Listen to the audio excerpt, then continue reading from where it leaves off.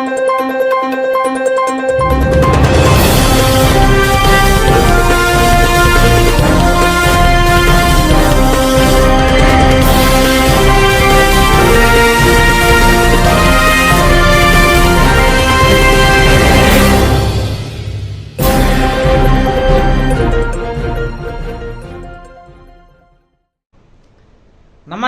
A1 Shri మీడియాకు స్వాగతం.